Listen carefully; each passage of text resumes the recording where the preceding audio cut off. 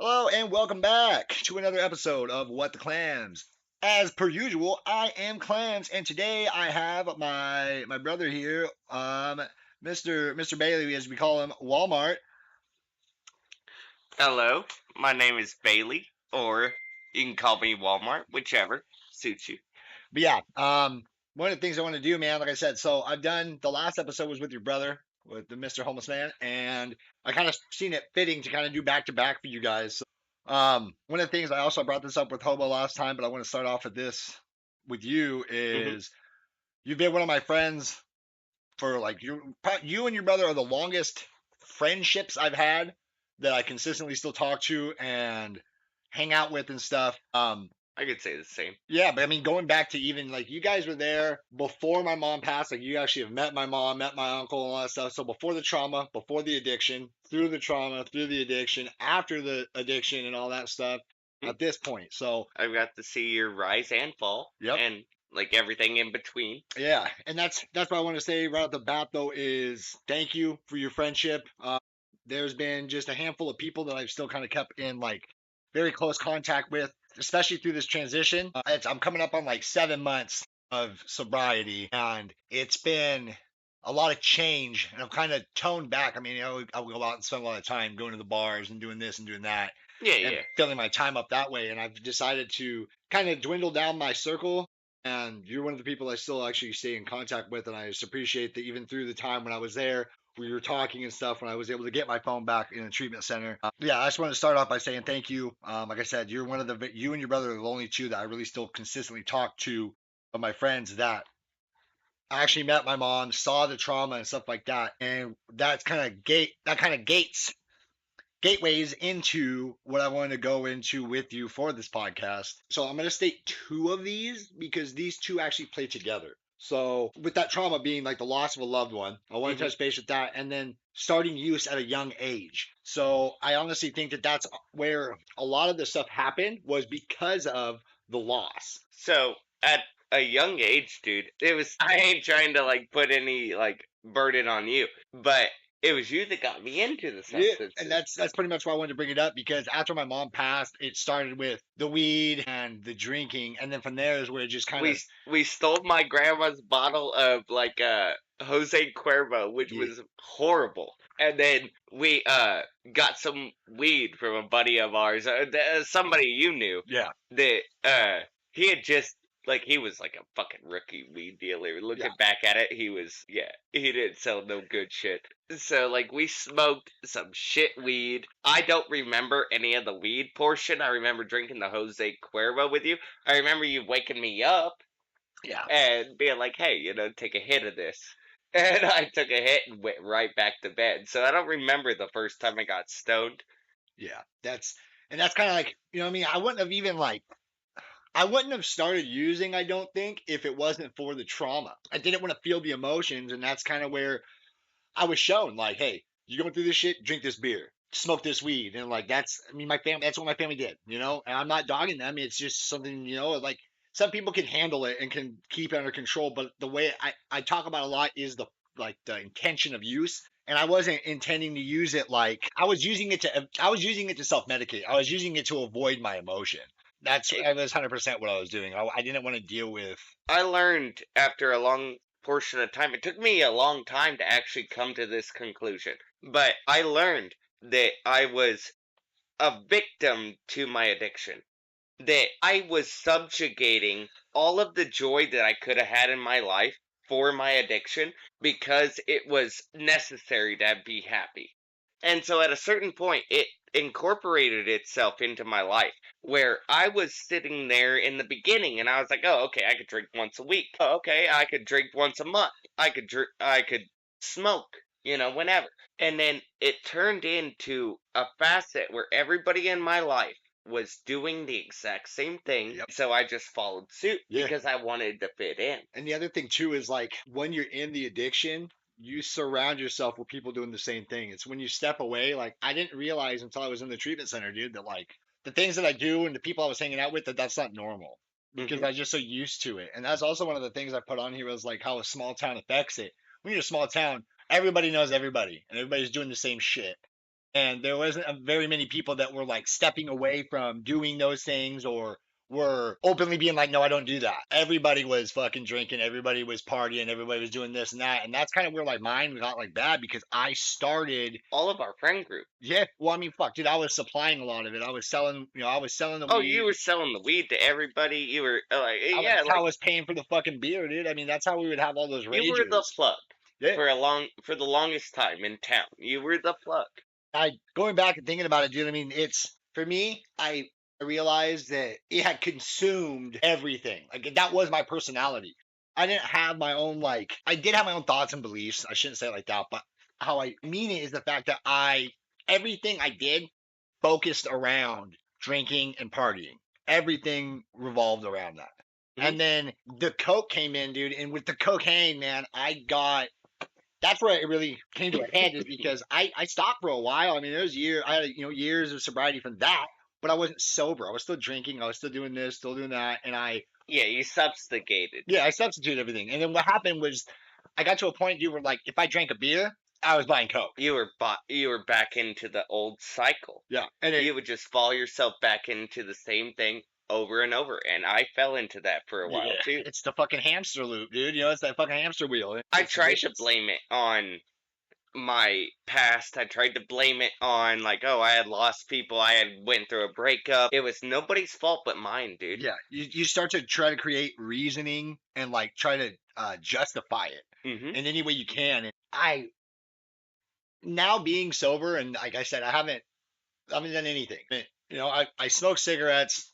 I still have the addiction of fucking nicotine, and that one's hard. Oh, But as that's a using like mission. a mind altering substance, I haven't drank. I haven't smoked weed. I haven't done coke. You're sober minded, Yeah, I'm which is the best 100%. thing. Yeah, I'm 100% sober with that, and I I see things in a different manner now too. I have a purpose again, and that's where I think they talk about a lot in treatment, dude. Is like you don't have a purpose, you don't have a reason. It's your purpose is your reason, and you don't. What would you say your purpose is, man? Am I 100%? I already know what it is. It's helping other people. It's this. It's doing this right here, right now. It's doing this with the podcast. It's going into school to help other people with it. It's keeping it to the forefront of my mind to help other people know that they're not alone. Um, and I just want to help try to bring light to what causes it because I truly believe addiction is like a side effect. It's Hmm. pain, it's trauma. It's a coping mechanism. It is. Yeah. And that's the whole purpose of this whole thing. I wrote down a few of the things, it's like the self-attacking, the catastrophizing, the underestimating and just tearing yourself down. That's what happens when you're in an addictive mindset because fucking somebody cut me off in traffic. Now I'm gonna drink later. Yeah. And you start looking for reasons to. Reasons. Yeah, and that's where it becomes massively addicting Where it because becomes like a facet of everyday activities of your life are now ensued by just that substance. yeah, Where no matter what, I'm gonna go fishing. I'm gonna drink. I'm gonna go out and skate. I'm gonna drink. I wanna go out and hang out with just my buddy for the day. I'm gonna have a six pack. I'm gonna split one with him. We're gonna have a good time. When in all honesty, you can have that great time without those substances. yeah. I mean, how many times? I mean, that's like when I look back to it, it's like how many times I go camping, fishing, doing just about fucking anything, and how much time did I waste doing that by worrying about drinking or using and how much money, dude? Like, it's crazy to think about how much money and time I've wasted on getting it, using it, or making sure that I don't get caught doing it. When I did get caught, how much fucking money that ran me. I mean, even then, I've talked about this prior, but like getting the DUI didn't even stop me. I just learned how Oh, it to. didn't stop me either. Yeah, I didn't.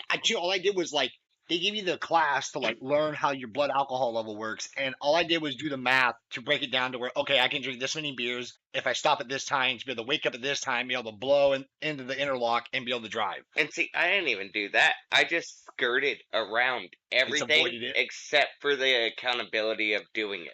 Yeah. And so I was like, oh, okay, I'll do what's legally going to keep me out of prison. But beyond that, fuck them. Yeah, you don't want to actually because for me it was I think the biggest thing for me is the honesty with it. I have to be honest with myself that I have because I wouldn't try to lie to people. I was lying to myself, and when I lied to myself, I was fucking into them because I was living this false reality that I have everything under control when I sure as hell did not. Yeah, I exactly. I was I was I got addicted to the chaos, and I was super used to trying to sidestep everything and not not actually own up and deal with what I needed to deal with. So I can talk a lot about alcohol and things of that. Cocaine, I dabbled once in a while. You knew that. Yeah. But it was never a thing. I could do it for a day and not do it for like half a year. But alcohol has been my biggest thing, and I watched that personally ruin my relationships, my personal connections with people. I started to notice I became more vindictive, more Yeah. cocky, more, and not in a good way. Okay, it's all right to get cocky It's in a okay to be certain like confident. aspect. It's okay to be Y- confident. It's when you're arrogant that it becomes an issue. Yes, So I got a question for you since you bring that up. Because I know I did. So did it seem like it had changed your view on not just people, but life? Like for me, it made it like I couldn't look at things in a positive manner because everything was shit. everything. Yeah, everything was garbage. And so, like, when I would look at any kind of political video, any kind of bullshit like that, you know Yeah. what? It's all over the internet now. But any kind of political video, I would look at and I would be like, oh, okay, well, this is what I believe. This is what they believe, and I hardcore disagree. I wasn't able to sympathize with any other side other than my own. Yeah, you start to lose empathy. I did. I just started to like quit giving a fuck about anybody but myself. And that's you said it right there. For me, that's where everything started was when my mom passed. I was scared. Okay, it was fear. It was the not knowing what was going to happen next. And it was when my uncle Rick, when Unc passed, dude. That's when I did not fucking care. And when you don't care, that is when you become destructive. Dangerous. Yeah, you become extremely dangerous to not just yourself, but everyone around you because it wasn't like I wanted to die, but I didn't give a fuck if If I did, where was it's gonna like, oh, okay, if my liver fails tomorrow, fuck everything. yeah, if I fucking, I mean, it pretty much was like if I die partying, at least I died happy. Like live fast, die fast. Live fast, die young, dude. That Yeah, was the whole motto when we grew up, yeah, man. Like it was like fuck society, rebel. You know, like we grew up on that type of music too. yeah. We also, I mean, fuck, It was dude. incorporated in our songs. It was incorporated in our lifestyle. Everybody before us tried to tell us Yeah. that that was the way to live. Fucking growing up with the era that we grew up in, even pro wrestling. Like I've talked about in the podcast, I'm a huge wrestling fan. DX in the WWF saying "suck it." Yeah. Fuck you, I do what I want. And then, Stone Cold, fuck you, boss. I kick you in the nuts, give you a stunner, chug beer. That guy's a badass. You start to idolize Stone that stuff. Cold, by far my favorite wrestler. And then you go For to a lot of those reasons. exactly, and you idolize those things. Then you go over to WCW, and it's the clique mentality of the NWO. We take over, we do what we want. It was still rebellious, but it was like in like a We're together. Yeah, we're like dumbing it down. We're not trying to like have you physically harm yourself by doing all these crazy things. We're trying to dumb it down to a version where you can be rebellious, but you don't have to be rebellious to your own body. Yeah, and that's where I finally now can say like, because I mean, you are one of the few people that I've opened up to even in the past about like I fucking hate myself and stuff like that, and now I actually have some self worth because now I actually feel like I've said this multiple times in the podcast, but I was in the treatment center with my roommate Chance, and it was like 11:30 at night, and it just hit me. I'm like, I know what my purpose is. I get all of it. I know I had to go through all of this because I used to question like, why is my dad still alive when he's just a dirty meth head? And my fucking mom's dead who did everything for me. And Yeah, then later on, do meth. I've done meth.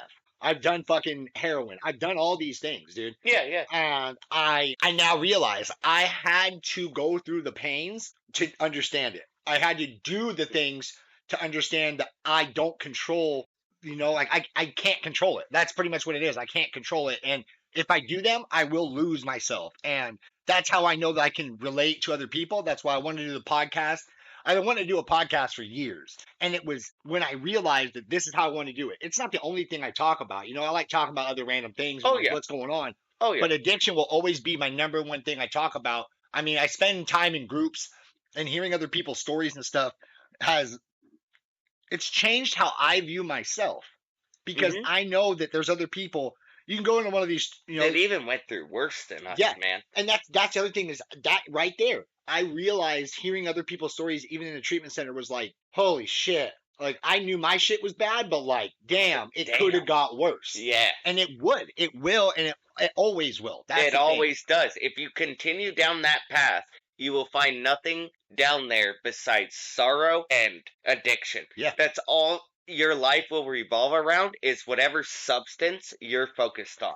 And That's it. right now, my whole focus is it's a dopamine high of helping other people. When I can see a spark of like inspirement in their eyes, where they're like, I get that, or like I can connect with that. I was in a meeting last night, and I shared a story, and another addict came up to me and was like, when you said this part, it really resonated with me. And it's just that right there, that connection, because even if you don't know this person, everyone in that room can relate to a part of your story in Hmm. any fucking town, any fucking country. You can go in, tell your story, and someone else there will relate to it in some way. And that right there is like, Addiction's universal. yeah, it doesn't give a fuck about your age, your color, Color or ethnicity, yeah, anything, religious beliefs, nothing. your It gender. doesn't care. Nope. It just consumes. That's all it does.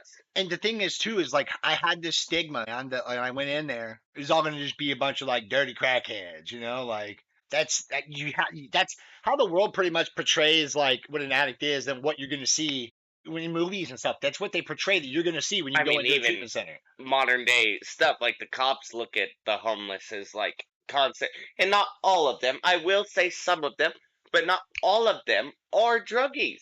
Some of them are just people that fell on hard times. Some of them have fucking, and the thing is, a lot of people that have addiction issues have a mental fucking health issue. Dude, It stems from a trauma. It I always wouldn't, does. yeah, Mine did. I wouldn't fucking be in the state that I am if it wasn't for fucking actually, because I was supposed to be taking anxiety and depression medication since I was 14, and I didn't like it, so I stopped. And it wasn't until being in the treatment center where I finally gave in and I let go, and I said, okay, I do need help. And then they're like, we're gonna diagnose you with PTSD, and I was like, I've always known, but like to actually have it solidified, and then trusting the system, trusting the process of taking these medications and doing it the way I'm supposed to, and actually seeing the benefit of it, and actually like Mm.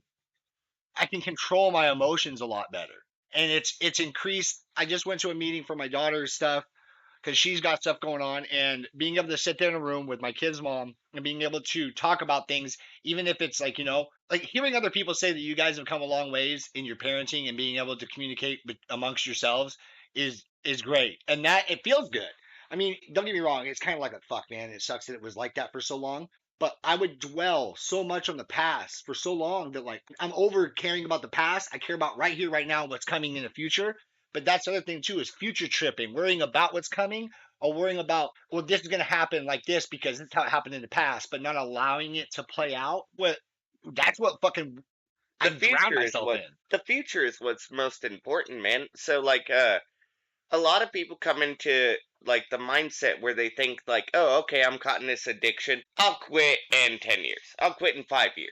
Well, In a year. they don't even think Next about it. year, New Year's, I'll stop. Yeah, or they You don't know? even think about quitting. Yeah, or that. Yeah, or they don't even care. Yeah, And that's the worst type of addiction, is the ones who don't care about their own health. that was me. I noticed that when I would drink, because I was drinking for about 4 to 5 days a week. So there were 2 days that I didn't drink. And most of that time is just recouping time. Yeah, it was just like, Feeling oh, like let me shit. like rest for a minute. Those were my days off. I would like have, and even those days, sometimes I'd sneak a beer or two in. Yeah, It wasn't like pure sober. yeah. But after a while, I realized, I was like, dude, what the hell am I even doing here? I was like, what am I doing? Like, what am I trying to run from? What am I actually fighting against? And It's I realized it was my own inner self fighting a war with me about trying to be cool, fitting in. The whole reason I started alcoholism in the first place was because when Blake left, when he moved out, when we all lived together. yeah, We all lived together. We all like had camaraderie. I was just a stoner, really. I had quit smoking for like that 1 to 2 months of weed. yeah. And after that, Blake moved out when I kind of picked the habit back up of weed. And I decided, I was like, oh, okay, well, instead of smoking weed so much, let me pick up something else. Yeah, you substitute. I did. I subsidized the weed and went to alcohol. And I drink like a 6 pack a week. And then it went from a 6 pack a week to a 6 pack 2 days a week. And then continued to grow from there. Yeah. And to the point where it was uncontrollable, where I needed like something or somebody Yeah. to come in and say, hey, dude, you need to stop. I have a question for you. Did you ever get what they call DTs? Did you ever get the shakes? I did. Oh yeah. I would get like, yeah, tremors and That's stuff like something that. that I'm very fortunate. I never got that. I I never got the shakes. I'm self-aware of my addiction. So like I am uh very forefront. I know what's going on. I see it happening and I can be like, oh, okay, that's getting a little out of hand. I'll try to cut it back and then the addiction will cut it in. And Yeah. so I had to learn how to separate myself from the lifestyle that was bringing me that way. 'Cause that's what it was. It was a lifestyle. Yeah. It was what I was choosing to be around and the things I was deciding to do while around those people that destroyed my life. And I watched it ruin 3 relationships. I watched it like even have, and I hate to say it, but my grandmas and stuff almost lost faith in me. Yeah. They did. Yeah. They were like, hey, like you're drinking a lot. And they tried to come to me with that. And I didn't care. Yeah. And it hurts once you, and I'll relate with you on this because it's like my attitude towards stuff. Because this is when my addiction wasn't like truly an addiction yet, but I was definitely using it as ill intent. I was self-medicating. Is when my grandmother going into dementia, and she looked me in the face one day and said, "You're gonna regret how you treat me and other people around you when you get older." Hmm. And that fucking conversation haunts me Oh, today. I fucking hate. that's I a hate that. solid answer to Yeah. to your loved ones in general because you don't realize it in the middle of your addiction No. how much damage you're doing to the people around you. You're doing a lot of damage to yourself, Yeah. but you're doing way more to the people around you because they're going to be like, dude, like I can't be around this guy because he's just It all, hurts them to see you hurting. and they want to be around you, but they can't, Yeah. you know? That's something. I mean, I talked about this in the last episode with your brother because I wanted to bring this up because it's kind of the difference because we all consider each other brothers. We grew up together. We have a very close bond. Yeah. Your brother doesn't have an addiction.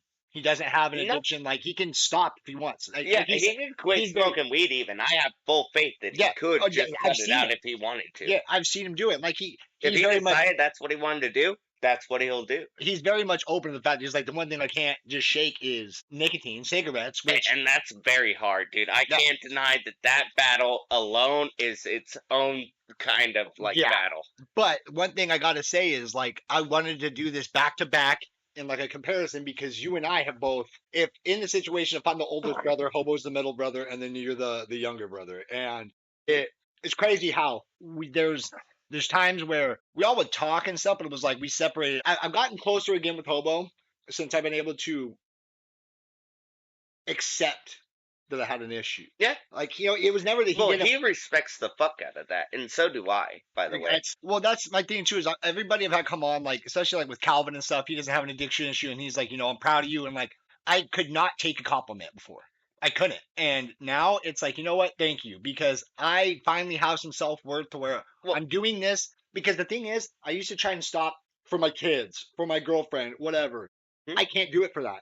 The number one thing in my life, I love my kids more than anything, but the thing above them that I have to care about even more than my children, and this is what I could not fucking wrap my head around, is myself. Yes. You have to in a certain Because you can't not I'm more important than my kids, but if I can't take care of myself, I can't take care take of them. care of them. Yeah. And the number one thing in my life is my recovery. Because don't get me wrong, I still think about like it'll be I go out, right? Hey, I'm gonna go do this, and I'll be out, and I've had the thought of like I could just stop at a store and grab a beer and nobody would know. But why? And that's the thing is finally being able to come to terms with myself that you have those thoughts I did and you that don't for a have while. to react on it. I did that for a while when I first, and this was back in like 2020, 2021, a little bit. I guess it was after COVID, so like 2022. I had decided to like quit for a little bit because I'd noticed that it was ruining some of my shit. Well, I lied to my woman and told her I wasn't drinking. When Yeah. I would get off work and walk home, I'd stop by the store, I'd grab a few shooters, and I'd drink them right there in the alleyway right before I headed home. That's how that's how it was when I had to do the hair follicle test and the evaluation. When it came back, both were dirty, and she's like, "I thought you weren't using," and I had to be like, "I did." Hmm. He's like, "Why did you lie to me?" Like, I'm not trying to lie to you. I'm lying to myself, and I believe that lie so much I that it failed. was. I honestly had to finally say like I am an addict, and it was when I did. I did. It was like a massive weight came off my shoulders. Man, I've talked about this in the podcast multiple times, but I will preach that a million times over. That it was that moment when I finally was able to just say I do need help and I am an addict. That it was like that's when things started to actually fucking happen. Well, that's the whole reason I respect the shit out of you for this, man. Is you came up and you decided, hey, against my better odds, the things that are gonna actually, like, suck, I'm gonna do it anyway because it's gonna better the lives of people around me. That is what drove me to cut down, dude. I was drinking after Hama and Norma, and I was going crazy, dude. Yeah. I was trying to kill myself. Yeah. Almost. Watching you go through recovery told me, hey, you don't have to do this. There's a better life that your grandmas would have liked to have watched you have. And they always told me to watch you and to look for you. And even during your shit, they knew something in you. They knew it way before you even did, dude. Yeah. Because They I mean, did. that's the thing too is I've had people like Calvin, people like you, people like Hobo that have tried to, my cousin Eric trying to telling me they believe in me when I did not believe in myself. And Hmm. that's where it's If you don't believe in yourself, it won't ever yeah, work. I lived out of spite for the longest time. It was like I'm gonna do this shit because fuck you. You said I can't. A lot of it too is like when I would drink is like I have the fucking God given right to do it. I fucking pay my bills. I do this. I do that, and it was just a horrible mindset. Yeah, Now same. it's I do it out of love. I'm going to do this. I'm going to choose to not do these things because I want to prove those people like you, like Hammer, like fucking Eric, like Hobo. I want to prove those people right Hmm. because even when I couldn't see it, other people around me could see it. And that's why I'm getting myself into school to pursue this because, for one, I know I can help other people Oh, in I know you doing could this. too. But the second thing is, it keeps it relevant in my mind. I can stay sober if I'm doing things like this. We touched on it a little bit, but I believe that you would make a great counselor, my man. Like, I think one of the biggest things I'm gonna have to like learn in it is not to have so much emotion. But I also think that I can don't ever learn. cut out emotion, Well, I know, because but I that think is the key but to I why. can't like get like upset is what I'm saying. I think that I can use it Yeah, in a don't get better upset. way. It's like to communicate with somebody and use my emotion in a better way because fucking I would always just Your key emotion should be sympathy. yeah. You And that's should be able to look at them and be like, fuck, dude, I know what that felt like and when that's I why I was want to there. do it because I can. And that's even in my addiction and shit being at the bar and stuff, I could look and see somebody else that was hurting and be like, "Hey." And that's why I've been able to always be like extremely social because I can connect with people really easily and it's always You just do. come You have naturally. that natural talent. And I want to use it for good. I want to actually benefit other people and myself and use it for a positive because for the longest time I was doing it for bad Negative. things. You were getting people into drinking Yeah, and into other things. yeah, And then like, I'm not gonna, like, sit here and rag on you or anything, but, no, like, at one point the only reason I did any coke or anything like that it's was, because I had it. yeah, is because you had it and you offered it. Yeah, And so I was like, yeah, I'll fucking do a line. But, like, without you or without your influence, I would have never, like, even dabbled in it ever again. yeah, and that's something that's really weird is realizing that like I always felt like I was powerless. I had no control over anything. But then like getting sober, realizing like how much power I really do have because of my actions and how that influences other people around me. And that impact is massive because I mean, it's like the same thing like, smile at somebody can make their day. Hmm. That little action can make a huge difference. So when I was doing all these bad things and like I said, having blow, hey, you want to do a line? Bam, bringing other people back into it, getting people into it to start it. That's why I want to pay. Like I spent so much time in my life doing the bad shit that I want to spend more time doing the right shit.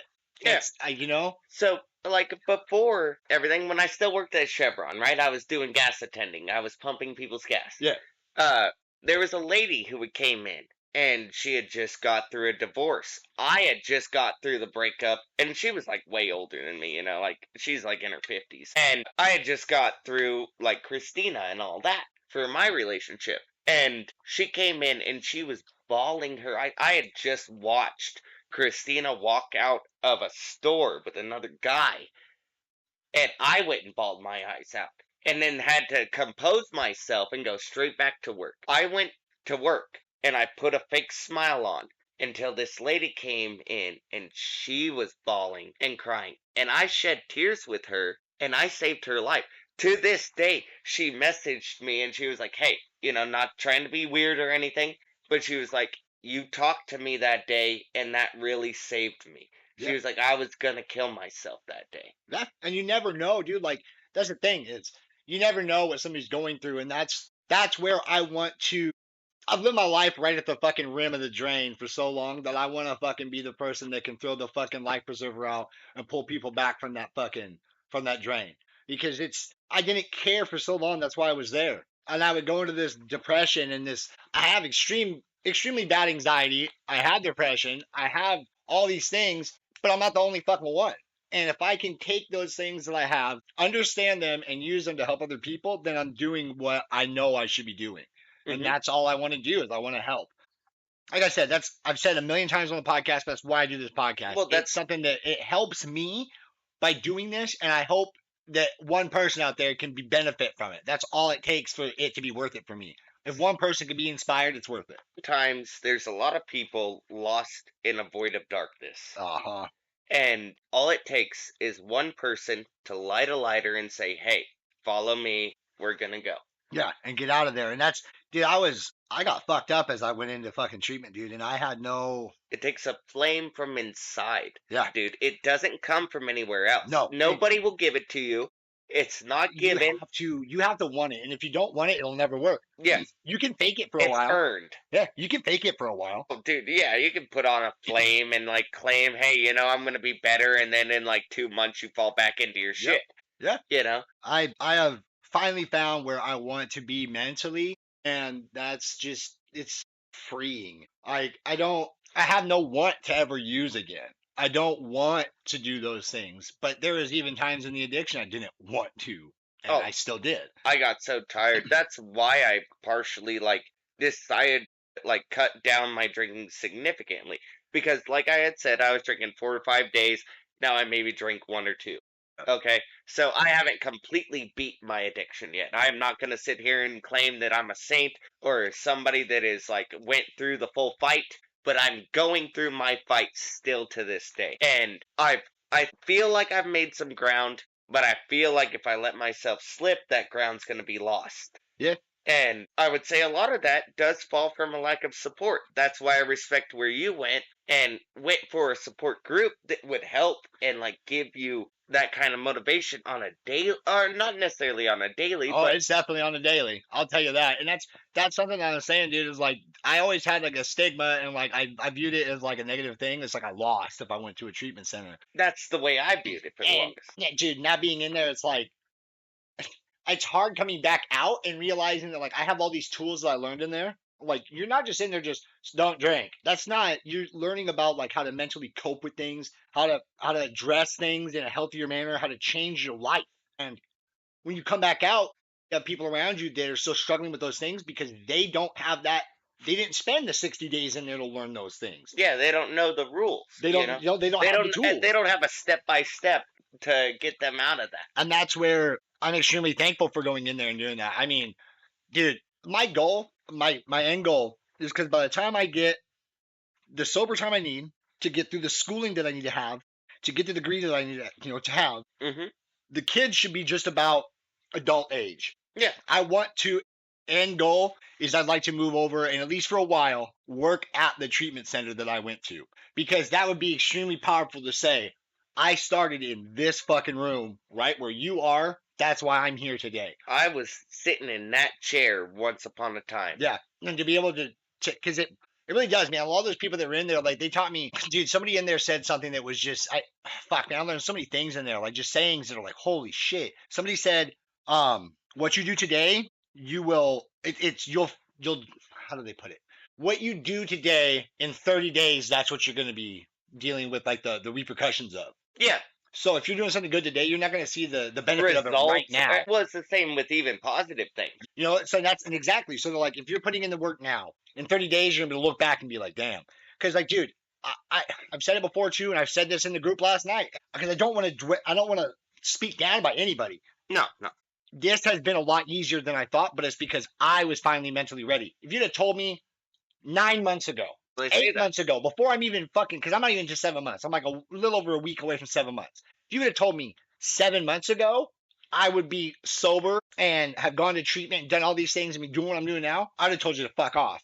Yeah. 7 months ago. Yeah, if I was to come to you last year and say, Clarence, I think you need rehab, you would have fucking been like, fuck you, Walmart. Yeah, it's like, dude, I got this. Yeah, I would have been like, you're a fucking pussy. You know what I mean? I would have. Yeah. And it's because I had the mindset that like I have control of this, and it's so contradicting because and some people can. Okay, yeah. I'm not saying that like it's impossible for somebody to like go out there and say I'm just gonna quit. Like with some people, I mean that's what they call it, normies, but some people can drink or do whatever and then just be like, I'm done. Yeah. I'm not doing it. Once they get fed up, they just stop. Dude, if I drink a beer, I'm gonna drink fucking 30 beers. I hear that from everybody. Like almost everybody is like people that didn't go through the rehab path and they're like, oh well, like one day I just got fed up drinking and I decided, fuck it. I'm sick of being fucking sick and tired. Yeah, and they were like, I'm tired of waking up feeling like shit every morning. Yep. And they were like, oh, okay, well, I'm just gonna stop. Not everybody can do that. I couldn't.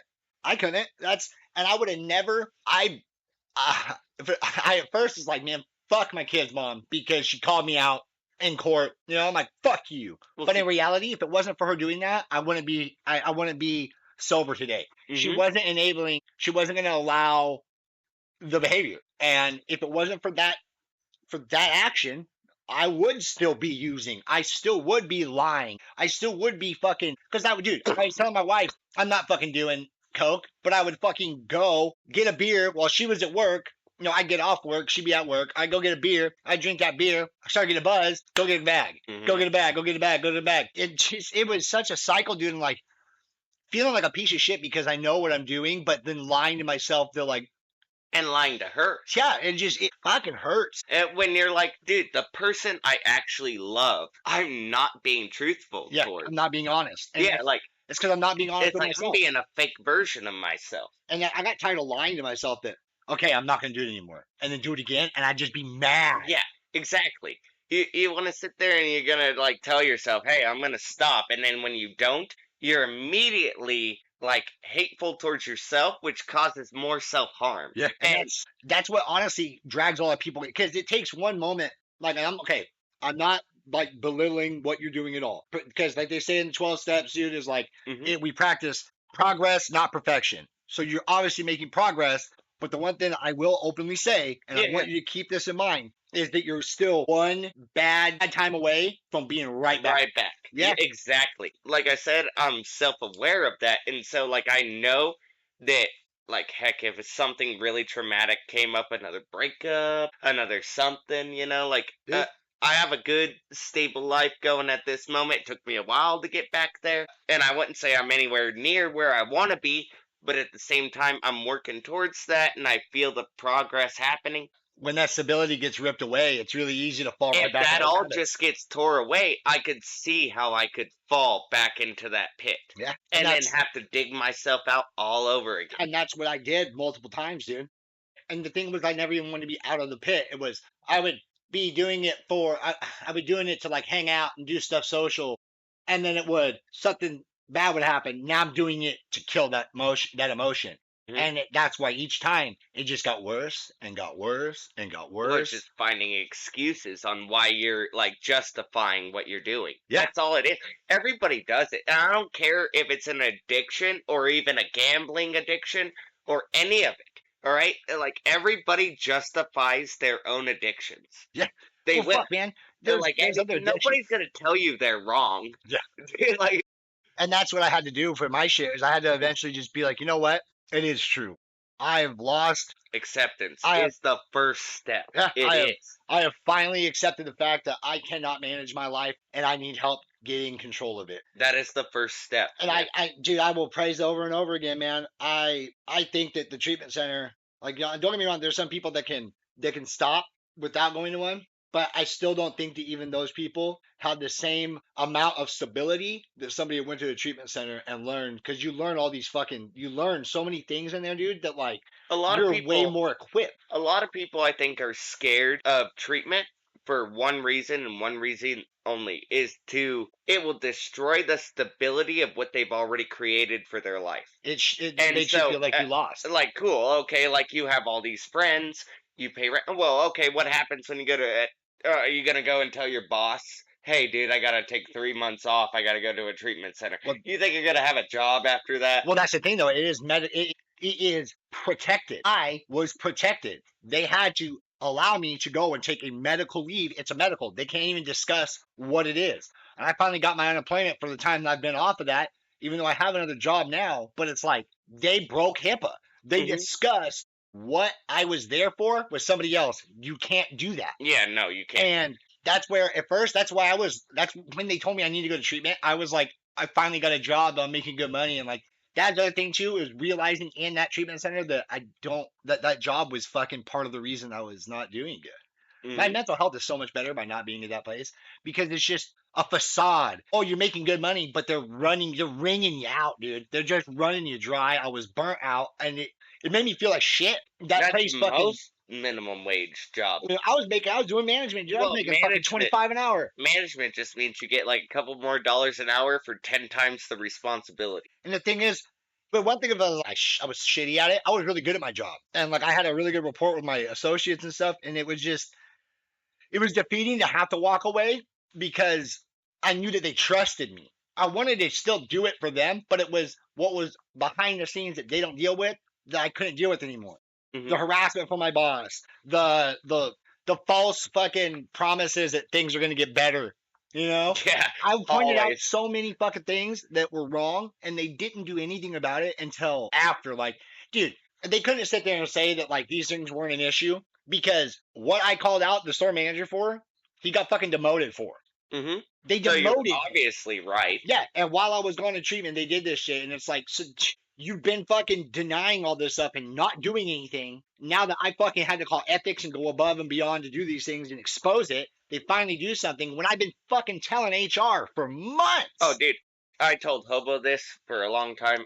When I worked at J&J's, we had a recently installed HR department, and let me tell you, HR doesn't work for you. No, they work for the company. They work for the company. Yeah, they're there to make sure they don't get sued. As soon as you become a liability to that company, HR will turn on you like nothing. Well, what HR is there to do is to make sure you don't sue the company. Yeah. Yeah, and I honestly, dude, I'm still thinking about fucking suing my past employer. I'm really thinking about going up to Seattle and getting a lawyer that will do that kind of shit. And I know that I can find one that'll do it pro bono. And I want to go talk to some other people that work there too, that went through the same shit and had them join in on this case. Mhm. Because what they're allowing to happen in that fucking store is just, it's very belittling and it goes against every one of the company policies. They paid for me to go to training. And that's how I'm like, no, you're fucking breaking policy. I know the policies. You paid for me to go get it, to learn that. Well, it's the same thing. Like at J&J's, it was like, oh, okay, we'll give you 2 weeks of training. I didn't get 2 weeks of training. Fuck I no. just got tossed right into the fucking chaos. That's dude. exactly how it was when I started at Walmart, dude. They literally were like, go to Frozen. So I was just standing in the Frozen aisle. Yeah, and I'm like, Yeah, until I seen like another random associate walking by, and I'm like, I don't know where they said go to Frozen. They're like, you're in Frozen. I'm like, yeah, but like, where do I go? what do I do here? So then they finally like walked me over, and that associate showed me. Like there's no training, there's no assistance, there's no care because it's just push it out, push it out, push it out. And I think that that's where You're a body. well, yeah, and that's I think that it represents a perfect like example of how we treat our mental health. You just shove it under, shove it under, shove it under until it gets to a breaking point that you have something break, or you're drowning yourself in a substance, or you're miserable, dude. Because I had a counselor, because I was like, but I make good money there, and he's like, Tyler, do you want to make good money and have a shit life, or do you want to have a good life and make a little bit less money? And I'm like, I want to have a good life. He's like, it's that simple. Yeah. It's quality of life, and that's what I was choosing. It's because I was choosing the chaos, just like the drinking and the drugging and all that shit. I was choosing to put myself in somewhere that I had no self value because I told myself that's what I needed to do.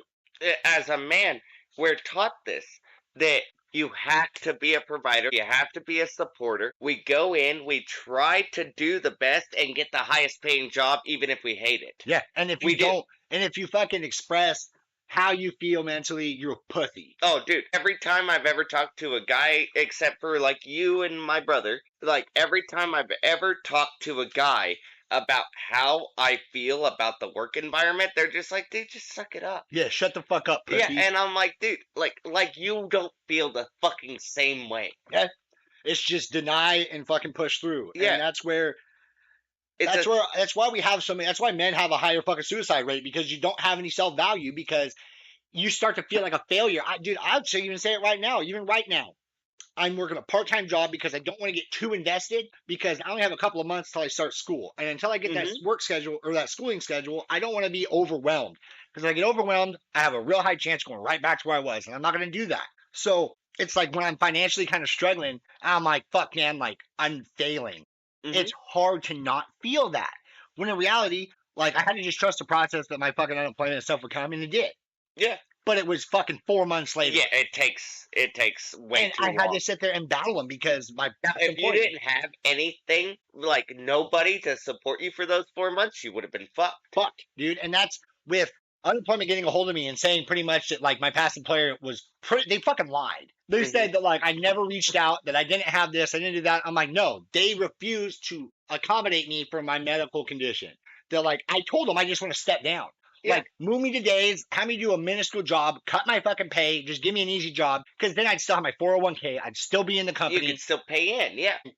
They fucking straight were just like, go to work, get out there, we'll talk about it later. And I made that decision. I came back from treatment, I returned to work, I worked one day, and with the response and how they fucking treated me, I was like, no, I know in my heart, I do not need to be Well, that's going to force you back into a situation that would make you vulnerable to going back. Yeah, exactly. And that's another thing too. You brought up. I'm glad you brought that up.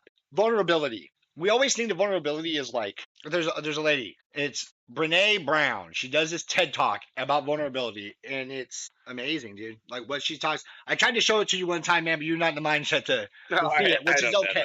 But she talks about how vulnerability is like people that are happy because they're vulnerable to be like, hey, this is how I'm feeling. And men are usually, most often than not, we do not want to feel vulnerable because vulnerability is weakness. But in reality, it's the biggest strength because it's when you take that away that you're not like fucking human no more, dude. Well, and that's what I learned from an ex, all right? Only one ex. It was my last one. I will say that. You know who that is. I'm not going to say a name. But she was very controlling over my vulnerability. I was 100% honest with her with what happened with my last ex, and she knew all of my weaknesses right from the get-go. And used that as a weapon. I've had that in relationships too, dude, and that's where you start to not have trust. And I felt like I couldn't open up again. I felt like I just couldn't be myself. I had to put on this persona like an Andrew Tate or somebody where I just had to be this hard-ass dude that I'm just gonna make money and fuck bitches and because if you don't, if you're vulnerable, then they're gonna manipulate that to hurt you. Yeah, and I've had the same thing, dude, and it mentally fucked me up for a long time, dude. It really did, and it took a long time of accepting that it happened because even to admit it was like, you fucking pussy. That's what it felt like. Well, and when they leave you and then go find another guy, you kind of feel inadequate. Yeah, in a way, you feel like, oh shit, what does he have that I didn't? I don't. Yeah, and like a deep dive into that, and it ends up being more of a psychological game for you that she don't care. Yeah. She's not thinking about that, dude. It's you battling your own inner self. Yeah. And you are your most destructive weapon at that point. That's when you're battling addiction, dude. It's not anyone else. It's you working with yourself. And I surrounded myself with people because I didn't like me, and I didn't want to deal with me, and that's what's so weird too. Is like people are like, how do you not like yourself when you got so many friends and all these people like and they like you? Yeah. It's because I only let them see what I want them to see. Exactly. They only see who I present. They don't see who I am when I'm sitting at home alone Yeah. and what I'm thinking about myself and my own actions. And that's why I want to talk about this kind of stuff. That's like I said with the podcast. I'm very big on, like I don't care. I'm not saying that men need to be fucking pussies and not fucking, we need to just be Emotions sissies. are real. But we have to fucking, as a goddamn race, dude, as humans, we need to realize that we all have feelings and it is okay to not be okay. Yeah. Because, dude, there's too many people, and I've seen this a lot, where guys that are starting to open up, well, they start to open up and they start being more vulnerable and they start talking about their emotions. And then, like you just said, then it gets used against them. So now they're never going to do it. And it's the same thing as like with, you turn them off on it. Yeah. And I'm not saying that like, I'm not trying to be like sexist because it goes the other way too, where women go through their own. Yeah. Well, that's the thing too, is like some girls, people are like, oh, they're just a whore, they're this and that, and like it's not true because a lot of times it's because they are the way they are because of what they went through. Hurt people fucking hurt people, and eventually it changes you. Trauma. I went through. So like when I was growing up, man, like, and I hate to say this, but like some of y'all weren't the nicest to me. Yeah. And like all I wanted to do was just hang out with people. I just wanted to connect and hang out with people. That's all I ever wanted when I was young. I wanted to be included. For the longest time, y'all were living a lifestyle that kind of just wasn't me. Yeah, and so I forced myself into that lifestyle to fit in. And not just because of you, but because of other people like Tommy Tanner, It's what you do, man. You're a kid, you don't know. And that's the other thing is it's when you go through the things we've gone through, it's because you realize that there was a lack of being shown how to properly deal with things. Exactly. I didn't know how to process any of what was being presented to me. Yeah. So I just found my own solution, and my own solution was wrong. I mean, and that's the thing, too. It's not 100% wrong. It worked for a time. It's the same thing as like we're using the drugs and shit. It was like a Band-Aid. It worked for a bit, but then after a while, it becomes unhelpful. You got to learn to like, same thing as like having bad friends, dude. Not everybody's meant to be in your life forever. No. And if you don't learn to cut some of those people that are not benefiting you in your life out, they will start to hurt you. Mm-hmm. You will stay stagnant. I watched that firsthand. I had relationships ruined by friends. And people that I thought were close friends that talk shit about me behind my back. And I didn't know. I was oblivious to it. And then all of a sudden, I find out one day and I'm like, dude, so that's why all this negative shit happened. Also, part of my fault, okay? I can't deny my own responsibility in that. But it wasn't helped by them and their influence on them, And it's accepting the fact that you have, in good and bad, that you play a part in it, in all of it. Mm-hmm. You can't sit there and say, like, everything in my life is bad because of something else. You still have a part in it. Like, you gotta take accountability for your own actions. Because at the end of the day, dude, there's nobody that tells you what to do except yourself. Yeah. All right? So, like, no matter what, if you decide, hey, I'm feeling depressed, I'm feeling shitty, I'm going to go drink. You chose that. You did that. You can't blame somebody else. He made me drink. No, he didn't. He didn't point a gun to you and said, die or drink. All right?